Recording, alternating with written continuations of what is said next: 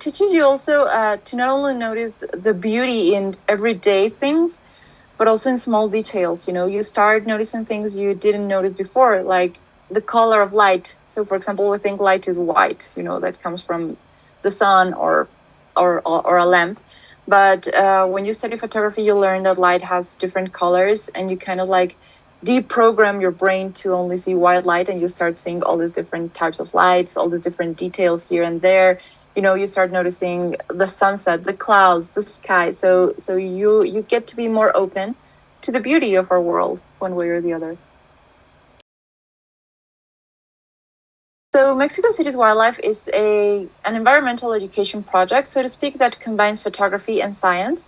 And it started around 2017 when I was coming home from another photography assignment, and I found a dead possum in my neighborhood. Sadly, the possum had been poisoned by one of my neighbors. I never found out who, but after, I calmed down after all the anger and thinking, oh, people are so mean and so cruel to animals, I understood, okay, so sometimes people can be really cruel to animals because they don't know them, they don't understand them, because most, at least here in Mexico, most of the scientific information relating to animals is not very easily available to the general population. So people are really not informed. So, and when they have access to this information, it's so complicated and it's so filled with technicalities and things like that. That people, if you don't have a scientific background, you won't understand any of it. And sadly, Mexico also still has like a very high rate of illiteracy. So I tried to think of a way of how I, as a photographer, I could combine my art with what I knew about wildlife conservation and science to bring it closer to people so that it could be more easily understandable, available, and things like that. So that's how I came up with the project.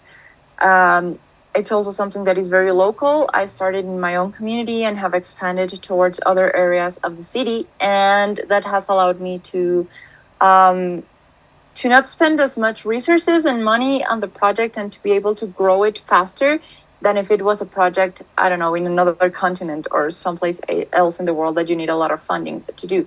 So it's been a journey, but it's also allowed me to meet many different people from, people concerned about nature in the city, people concerned about wildlife here, experts also, indigenous communities here in Mexico City that are fighting to preserve whatever is left of nature here. And also it's also helped me learn a lot more about wildlife and how resilient they are and how they have adapted to living in a big city like Mexico City.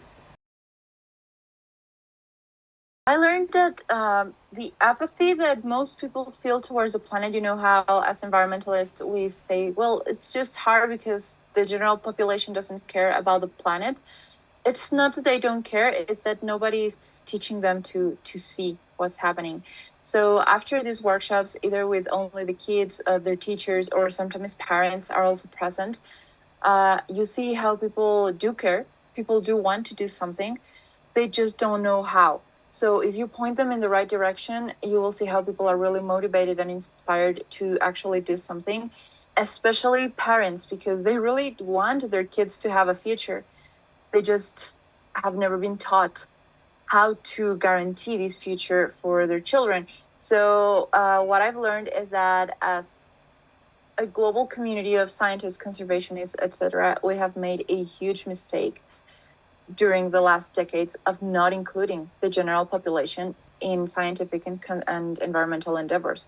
And I've learned that without our local communities, without including people, in planting trees, picking up trash, any kind of endeavor that you wish to achieve that is positive towards the planet, if you don't include the people, you're not going to get results. That's why we haven't gotten the results that we wanted since the environmental movement started in the 70s, because it mostly pertained to the scientific community. And yeah, we are still in time to correct this mistake, because people do want to learn, people do want to put their hands in the ground and plant a tree and do something for the planet. They just need guidance.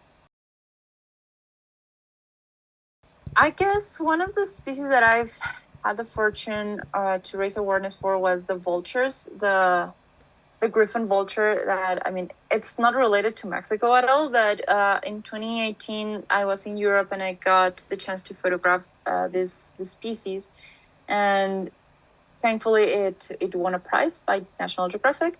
So that photo has like kind of circulated the whole world, and it's been great because vultures are also one of those species that people hate just because they are ugly, because they are always covered in blood. I don't know. But again, because of my style of photography that tries to make animals look as beautiful as possible, a lot of people still don't believe me that the bird on my photo is a vulture. They say, no, but it can't be a vulture. Vultures are ugly and this bird is beautiful. And, I try to be patient and be like, vultures are beautiful. You just have to learn to see them in a different light.